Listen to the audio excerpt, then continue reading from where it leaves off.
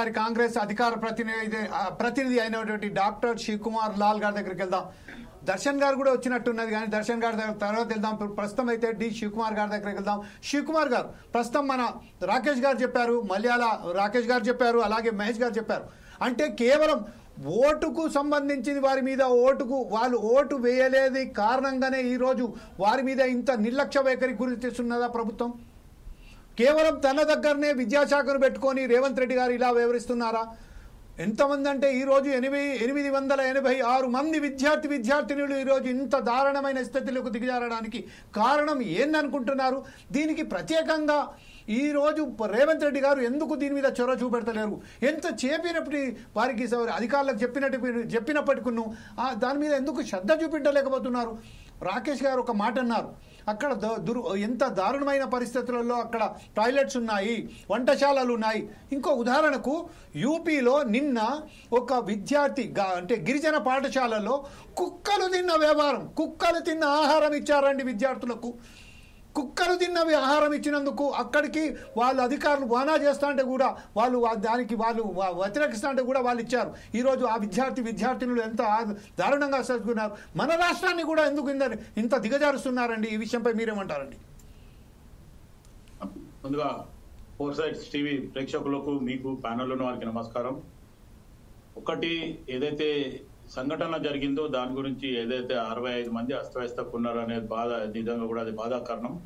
రెండోది, గత ప్రభుత్వంలో జరిగిన కొన్ని ఇబ్బందుల వల్ల మొన్న లాస్ట్ టైం జరిగినప్పుడు ఆల్రెడీ విద్యాశాఖ మొత్తానికి రివ్యూ మీటింగ్ చేయడం జరిగింది. ముఖ్యమంత్రి గారు కొంతమంది అధికారులని, అక్కడ ఉన్న మండల్ రెవెన్యూ ఆఫీసర్లని, లేదు అనుకుంటే ఎంఆర్ఓలని, లేకపోతే డిప్టీ ఎంఆర్ఓలను కూడా, పోలీసులను కూడా మొత్తానికి వారంలో 2 రోజులు ప్రతి గురుకుల హాస్పిటల్లో ఖచ్చితంగా విజిట్ చేయాలి, పరిసరాలు ఏమున్నాయని ఇన్ఫర్మేషన్ ఇవ్వమని చెప్పి కూడా ముఖ్యమంత్రి గారు ఆదేశాలు ఇవ్వడం జరిగింది.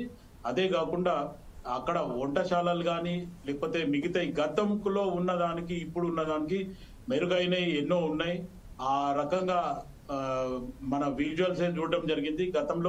గత ప్రభుత్వంలో ఆల్రెడీ గవర్నమెంట్ స్కూల్ చాలా మటుకు షట్ డౌన్ అయినాయి. ఆ షట్ డౌన్ అయినట్టు కూడా మళ్ళీ ముఖ్యమంత్రి రేవంత్ రెడ్డి గారు ఓపెన్ చేయించడం కూడా జరుగుతుంది. కానీ ఇంకా చాలా అభివృద్ధి చేయాలా. రెండోది, ఇప్పుడు ఏదైతే జరిగిన సంఘటన ఏముంది అనేది దాని మీద అధికారులు దాన్ని రిపోర్ట్ ఇస్తారు, దాన్ని బట్టి తప్పెవరిది అనేది ఆలోచిద్దాం. దాని తర్వాత అక్కడ ఎవరినైతే అధికారులని నియమించారో వాళ్ళు పూర్తి శ్రద్ధగా పనిచేయలేదనే రకంగానే మనం భావించవచ్చు. ఎందుకంటే పిల్లలకి, ఎవరి పిల్లలైనా పిల్లలకి ఒక మంచి ఆహారం ఇవ్వాలనే రకంగా కూడా డైట్ ని కూడా గత ప్రభుత్వం కంటే, గత తెలంగాణ సపరేట్ అయిన తర్వాత 10 సంవత్సరాలు బీఆర్ఎస్ ప్రభుత్వం ఉండి అక్కడ చేయలేని పరిస్థితి. ఈరోజు కాంగ్రెస్ పార్టీ డైట్ లో కూడా మార్పులు చేర్పులు చేసి ఈ డైట్ పెడుతున్నాం అనేది కూడా లిస్ట్ అవుట్ చేయడం జరిగింది. అక్కడ మొత్తానికి ఆ జిల్లా యంత్రాంగం కానీ, కలెక్టర్లకు కానీ దాన్ని బాధ్యత వహించమని చెప్పి ముఖ్యమంత్రి గారు పదే చెప్పడం జరుగుతుంది. ఏదైతే కలెక్టర్లు ఉన్నారో, ఎవరైతే ఉన్నారో ఆఫీసర్లు ఉన్నారో, మీరు ఆఫీసులలో కూర్చొని వీడియో కాన్ఫరెన్స్ కానీ లేకపోతే ఉండొద్దు. ఖచ్చితంగా మీరు ఫీల్డ్ 20 o'clock అంటే మీరు ఫీల్డ్ ఉండాలా. ఖచ్చితంగా మీరు ఎప్పటికప్పుడు సిఎస్ కి రిపోర్ట్ ఇవ్వాలా. సిఎస్ నాకు ఖచ్చితంగా సీఎం కి రిపోర్ట్ ఇస్తారు అనే రకంగా కూడా ముఖ్యమంత్రి గారు ఎన్నోసార్లు చెప్పడం జరిగింది. నిజంగా కూడా ఈ రకంగా ఇన్నిసార్లు చెప్పిన తర్వాత కూడా అధికారులు కానీ, అక్కడ పని చేసే వాళ్ళు కానీ, లేకపోతే వండేటోళ్ళు కానీ, అక్కడ శుభ్రత లేకుండా కొంతమంది మహిళలు కూడా ఉంటుండొచ్చు, పురుషులు కూడా ఉంటుండొచ్చు. వాళ్ళు చేసిన విధానంలో వాళ్ళ పిల్లలకు కూడా అట్లాంటి తిండి పెడతారా అనేది ఒకసారి నాది కూడా ప్రశ్న. ఎందుకంటే నేను కాంగ్రెస్ పార్టీ అధికార ప్రతినిధిగానే నేను మాట్లాడడం జరుగుతుంది. కానీ ఈ జరిగిన సంఘటనని అది ఆ పార్టీకి నాకు సంబంధం లేకుండానే నేను మాట్లాడతాను. ఎందుకంటే పిల్లలు ఎవరికైనా పిల్లలే. ఈ ఇబ్బందికరంగా ఉన్నాయి, మార్చాలే. అండ్ మోర్ ఎవర్, మీరు ఉస్మానియా యూనివర్సిటీ గురించి కూడా మాట్లాడారు. మొన్న ఉస్మానియా యూనివర్సిటీలో ఏం జరుగుతుంది, ఏమైంది, గత ప్రభుత్వంలో ఏం చేసిండ్రు, ఇప్పుడు మేము ఏం చేయాలనే రకంగా కూడా మొన్న అద్దంకి దయాకర్ గారు కూడా అక్కడికి వెళ్ళడం జరిగింది. ఇటువంటి పరిస్థితుల్లో కాంగ్రెస్ పార్టీ ఖచ్చితంగా మార్పులు చేర్పులు చేయాలనేది ప్రయత్నం కూడా ఉంది. ఈ రోజు కాంగ్రెస్ పార్టీ వచ్చి 18 మాసాలు అవుతుంది. వాస్తవం అది కాదంటలేదు. కానీ నేను ఫోర్ సైడ్స్ టీవీ వాళ్ళకు కూడా ఈరోజు నేను ఒక విన్నపం చెప్తున్నా. ఎన్ని గవర్నమెంట్ స్కూల్ ఉన్నాయి, అక్కడ ఎన్విరాన్మెంట్ ఎట్లుంది, ఎక్కడ బాత్రూమ్స్ ఉన్నాయి, ఎక్కడ కిచెన్ ఉన్నది, దాంట్లో మనం ఏం చేయాలనేది కనుక ఒకవేళ అటువంటి ఒక స్పెషల్ డ్రైవ్ కనుక మీరు పెడితే దానికి నేను కూడా రావడానికి కూడా నేను ఇష్టపడతాను, సహకరిస్తాను. అదే రిపోర్ట్ ని ఇమీడియట్ గా మనం లైవ్ లో చెప్తున్నాం కాబట్టి ముఖ్యమంత్రి గారికి కానీ ముఖ్యమంత్రి కార్యాలయానికి కూడా సీఎంఓ కూడా మనం ఇద్దాము. మీరు ఒకవేళ ఇది మార్పు అనేది ఎవరో త్రూ చేయాల్సి వస్తుంది. కాంగ్రెస్ పార్టీ కూడా మార్పు కోరుకుంటుంది. నేను కూడా స్పెషల్ గా మార్పు కోరుకుంటున్నా. ఇటువంటి అస్త వ్యవస్థ ఇంకా జరగవద్దు అనేది కూడా నేను భావిస్తున్నాను. ఎట్టి పరిస్థితుల్లో ఈ మార్పు చేర్పు జరగడానికి ఇప్పుడు లైవ్ లో మాట్లాడుతున్న స్టూడెంట్స్ కానీ లేకపోతే పీడిఎస్ఎల్ కానీ మొత్తానికి మీరు నిజంగా కూడా గ్రౌండ్ రియాలిటీలో పనిచేస్తారు. కొంచెం మీరు కూడా ఏ జిల్లాలో ఏ స్కూల్ ఏం జరుగుతుంది అనేది కూడా మీరు ఆ రిపోర్ట్ కనుక ఇస్తే మటుకు నేను ఖచ్చితంగా డాక్టర్ గారు డాక్టర్ గారు ఇప్పుడు ప్రస్తుతం ఏదైతే ఉన్నదో హాస్టళ్లకు సంబంధించి గురుకులాలకు సంబంధించి ఏదైతే బడ్జెట్ కేటాయించారో ఆ బడ్జెట్ కేటాయించడంలోనే అసలు అక్కడ కొరత చేయడం వల్లనే ఏదైతే హాస్టల్స్కు చేరవలసిన ఆ సంబంధించిన డైట్కు సంబంధించిన ఏదైతే బడ్జెట్ ఉన్నదో ఆ బడ్జెట్ తక్కువ ఉండడం వల్లనే మురికిపోయిన బియ్యం కానీ అంటే కుళ్ళిపోయిన కూరగాయలు కానీ కుళ్ళిపోయిన చికెన్ కానీ ఎగ్స్ కానీ ఇలా ఇస్తున్నారని తెలుస్తుంది.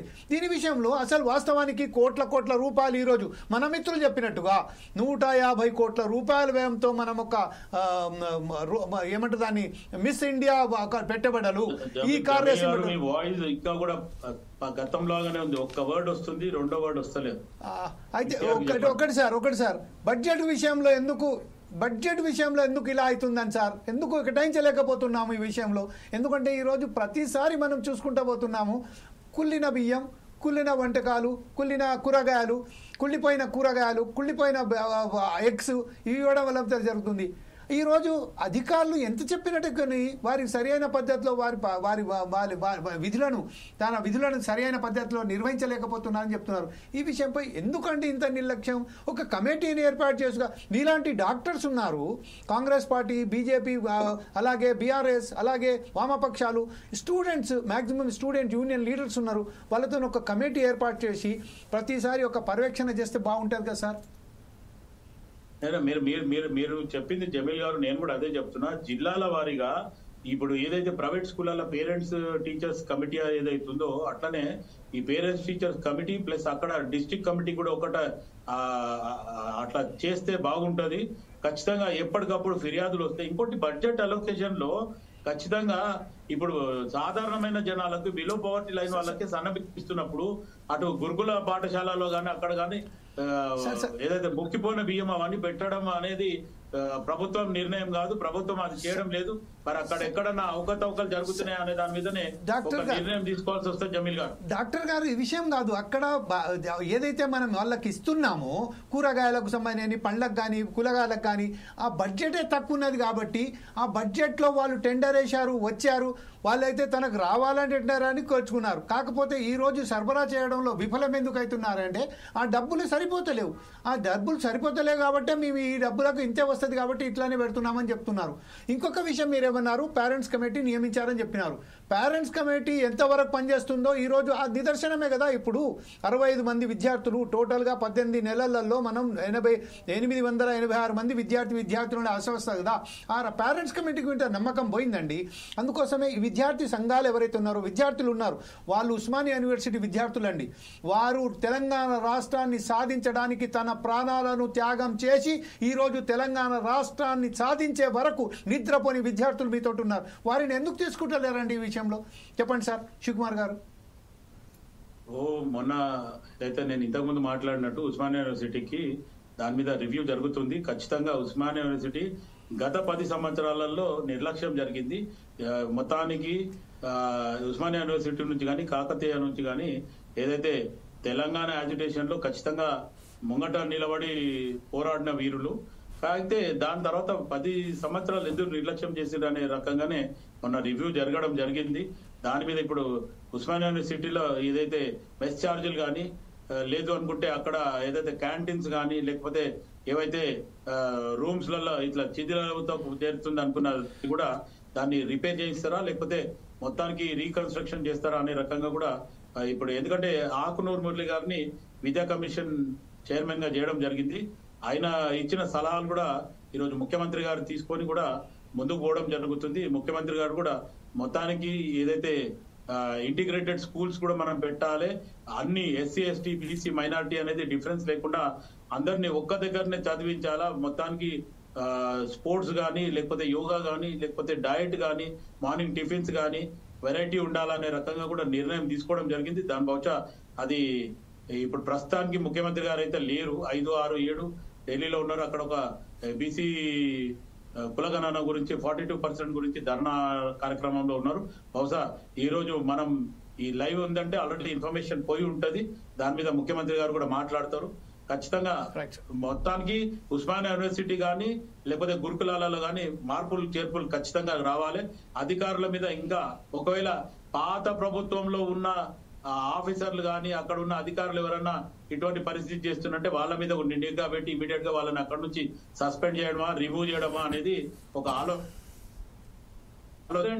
టీచర్స్ మీట్ లో కూడా అక్కడ వాళ్ళ పిల్లలు ఉన్నోళ్ళు ఉన్నారు కాబట్టి వాళ్ళు కూడా కొంచెం బాధ్యత వహించి ఇక్కడ ఈ పరిసరాలు బాగా లేవు, లేకపోతే ఇది లేదని చెప్పి ఖచ్చితంగా రిపోర్ట్ ఇస్తే దాని మీద మాలాంటి వాళ్ళు కూడా మాట్లాడడానికి అవకాశం ఉంటుంది. Right doctor.